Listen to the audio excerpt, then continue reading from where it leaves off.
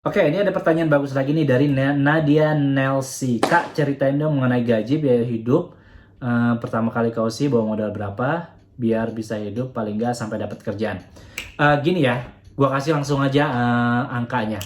Matematikanya gini. Kalau lu kerja di Australia, wage atau minimum wage-nya itu atau UMR-nya itu, let's say rata-rata itu $20 per jam. Itu sekitar 200.000 per jam. Kalau lu kerja 8 jam sehari, berarti 8 kali 2, $160. Satu minggu lu kerja 5 hari, berarti 160 dikali 5 hari, 800 ya. 2 minggu lo dapat $1.600, 16 juta. Sebulan lo dapat sekitar 35 juta. Biaya hidup satu minggu taruhlah buat tempat tinggal $200. Satu minggu ya. Jadi seminggu kalian menghasilkan $800, itu $200 buat tempat tinggal. Terus buat makan segala macam, lo makan di luar sehari 2 kali. Sekali makan taruhlah $10. Berarti sehari $20. Seminggu $140 tuh. Jadi buat akomodasi $200 sampai $250, buat makan $140, penghasilan kalian $800. Berarti kalian bisa nabung kan? Iya, sangat teramat bisa nabung. Ini ada satu pertanyaan dari It's Farahai. Kak mau tanya juga tentang opini a bank account in Australia. Rekomen bank apa, dan kalau mau transfer uang ke Australia ke Indonesia enakan pakai bank apa? Maaf banyak tanya, hehehe, thank you banyak nanya. Oke, Farah, kalau gue pakai banknya Commonwealth, jadi gue rekomendasiin Commonwealth. So far so good sih. Kalau kalian mau buka rekening di Australia itu sangat-sangat gampang, asalkan kalian punya alamat tempat tinggal, bawa paspor, nomor telepon.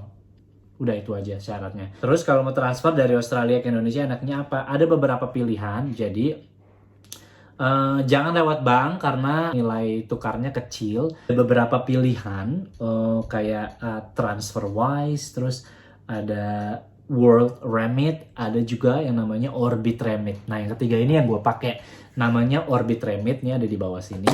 Si Orbit Remit ini nilai tukarnya lebih tinggi dari bank. Oke, di sini juga ada yang nanya tentang student visa. Jadi gini ya, student visa itu kalau kalian apply student visa, ya otomatis kalian harus sekolah ya di sini ya. Kalian diperbolehkan bekerja sebanyak 20 jam per minggu maksimal. Jadi cuma 20 jam. Tapi memang student visa ini kan memang visa untuk belajar, untuk sekolah. Jadi kalau kalian niatnya mau cari uang, mau kerja, ngumpulin duit pakai student visa ya salah. Karena nggak akan bisa maksimal. Ini visa untuk sekolah. Oke, next ini ada tuh Hani Kimong. Jenis-jenis visa yang ada di Aussie, Kak. Normally yang orang Indo di sana apply. Tadi udah gue jelasin ya di awal ya. Jadi ada working holiday visa, ada partner visa, ada sponsored visa, macam-macam. Tinggal kalian Google aja jenis-jenis visa yang bisa kalian apply. Terus si Funny Moment Channel, dia bilang, bro, kasih tau dong step-step untuk kerja di Aussie dan list-list pendaftaran kerja Aussie rekomen dari yang WHV dulu. Step-stepnya adalah ya kalian cari tahu dulu visa yang kira-kira kalian eligible, yang kalian bisa apply.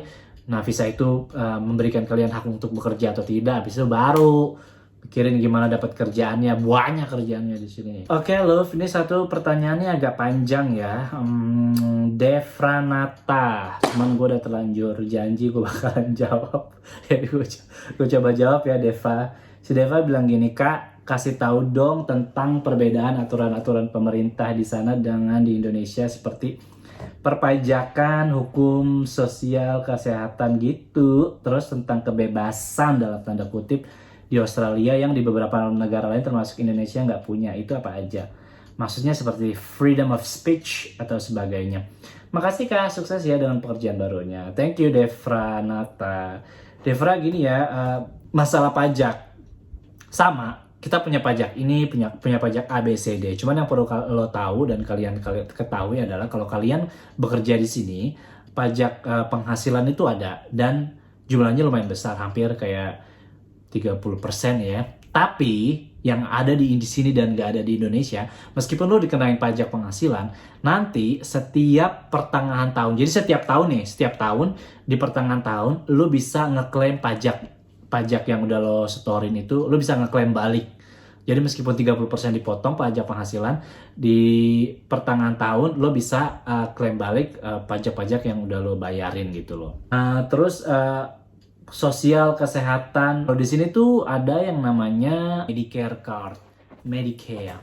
Jadi pakai Medicare ini, jadi kalian kalau misalnya kayak ke rumah sakit, terus kalian operasi besar, operasi kecil. Ini rumah sakit umum ya.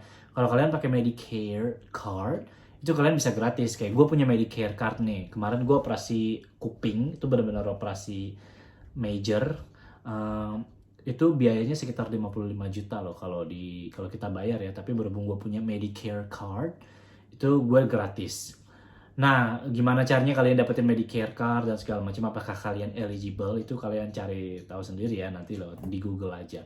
Nah, terus kalau kalian nggak punya Medicare card, kalian bisa beli kayak asuransi kesehatan ya. Terus ada juga yang namanya Bupa. Nah, Bupa ini bisa kalian lihat nih, ini penting juga nih. Terus apalagi ya, kebebasan speech of freedom of speech.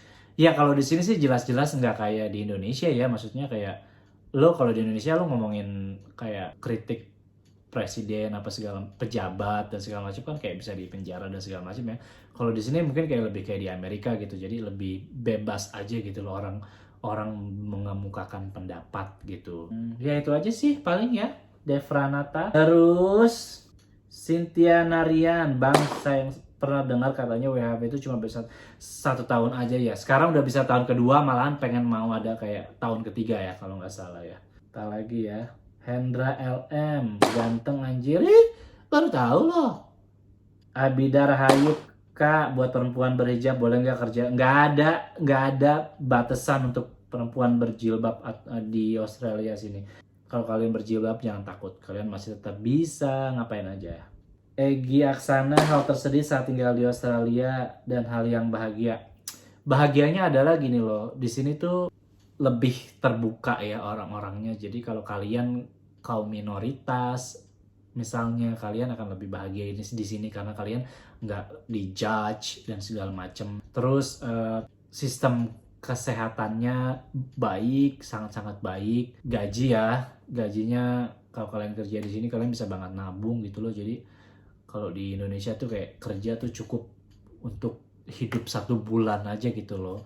Bahkan kadang-kadang kita kekurangan gitu loh. Kalau di sini tuh nggak pernah gitu loh. Kalau selama kalian kerja aktif gitu, kalian tuh bisa ngelakuin hal-hal yang sebelumnya kalian nggak bisa gitu loh dengan gaji yang sedikit di Indonesia. Sedihnya paling jauh dari keluarga, jauh dari teman, jauh dari makanan-makanan surga, makanan Indonesia. Di sini ada sih, cuman harganya mahal dan nggak senikmat makanan di Indonesia gitu loh. Dan kalian nggak akan sering-sering juga karena harganya mahal, kalian paling masak gitu ya. Yang paling bikin gue sedih sih itu aja, paling sisanya sih menyenangkan. Oke love, gua rasa pertanyaan-pertanyaan yang gue jawab tadi cukup mewakili. Kalau kalian masih punya pertanyaan, tulis di komen di bawah. Nanti gue akan bikin Q&A kedua kalau memang pertanyaannya banyak membludak. Lagi-lagi terima kasih gue mau ucapkan, kalian sudah mau menonton vlog gue sampai saat ini, dari yang 2 tahun kemarin terutama yang masih subscribe. Sampai ketemu di vlog gue selanjutnya. Untuk kalian yang mau ke Australia, mau kerja, mau kuliah, mau apalah, mau merubah nasib, cuma mau penasaran, mau pakai WHP segala macam, semangat ya, kalian semangat. Kalau kalian udah sampai sini, kalian akan lihat sendiri gitu betapa ini tuh sangat-sangat menyenangkan dan worth it banget untuk diperjuangkan ya. Sampai ketemu lagi dan terima kasih, bye.